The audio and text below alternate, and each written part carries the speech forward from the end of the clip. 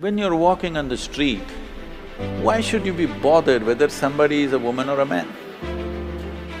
Why are you bothered what is in somebody's pants? There is no need to go on talking about women's rights. We must say human rights and women are part of it, that's all. It's important. The feminine in the world is as important as the masculine in the world.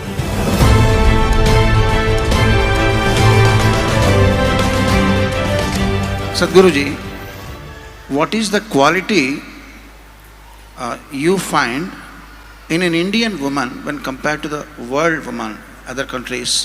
What is the best and beautiful quality, one single quality? Are you trying to get me into trouble?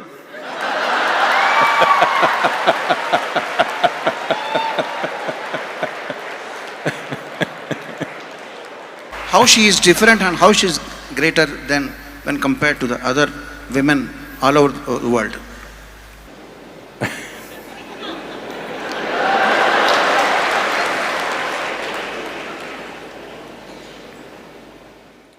See, I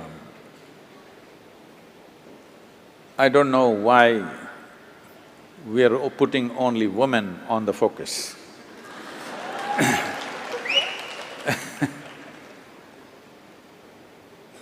We are always putting women in the focus because we believe either they can be right or wrong. And of course, men are right. So because we are always right, we are looking whether this is the right kind of woman or the wrong kind of woman. You must understand, for whatever reasons, the nature has given a larger responsibility for the woman in terms of bearing a child and having a profound influence on the child in the early part of child's life. And when we talk about a child, don't think this is about reproduction. You and me are here because of that.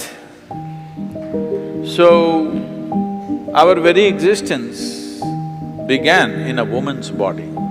That is, if you're normal birth, I am normal birth.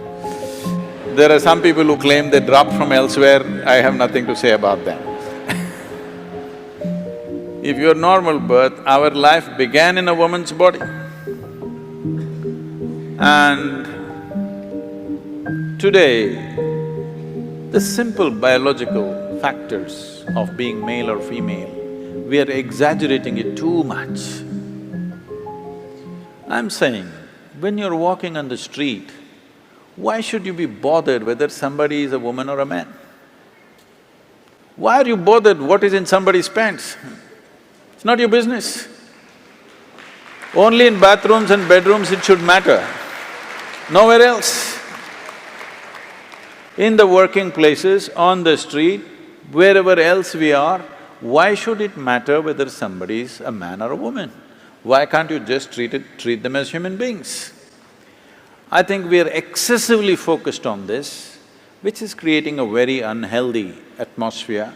That means we are constantly over-infatuated with body parts, that is why we are going on recognizing people as by their gender.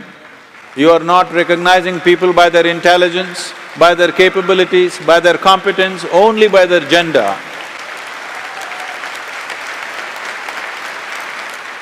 But it is not a fair way of looking at the world. For certain aspects of our life, gender is important. But for rest of the life, how much brains you got is important, how much capable you are is more important. Gender is only valid in certain relationships. In rest of the relationships, gender shouldn't even come into the picture. Only then there will be equality. There is no need there is no need to go on talking about women's rights. We must say human rights and women are part of it, that's all.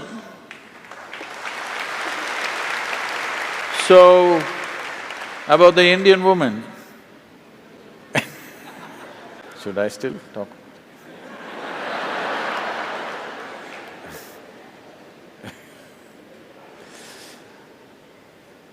In this country, for a long time, we've nurtured many wonderful things.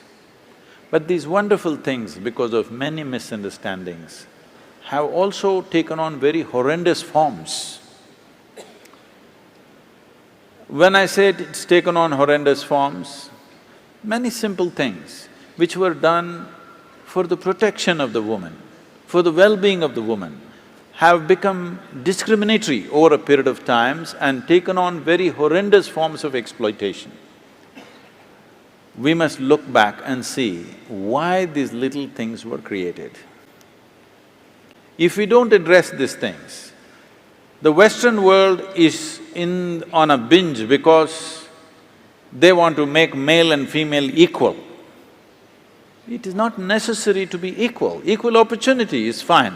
It is not necessary to expect a woman to do the same things that a man is doing.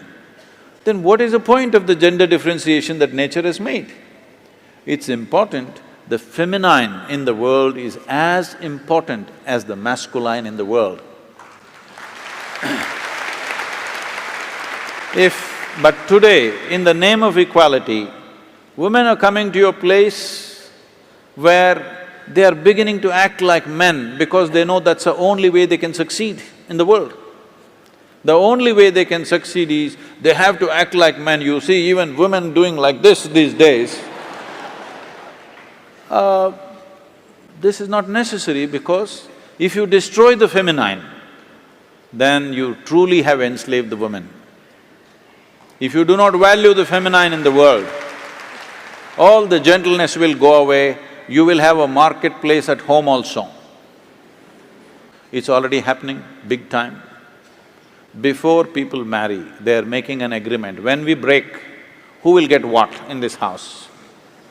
Yes, prenuptial agreements are being made. Before we get married, already an agreement, if we break, my bank balance is mine, yours is yours. How can two people live like this? But here, still we have the joy of two people becoming one and enjoying that. Maybe after some time you will fight, but still, at least you have the joy of weaving two lives into one. When you go at it like this suspiciously in the name of equality, you will never know the joy of knowing each other, mingling with each other, being one with each other. Nothing will happen. Home will become a marketplace. This is because of wrong ideas of equality. Equality you should not even talk about. We should talk about responsibility for each other.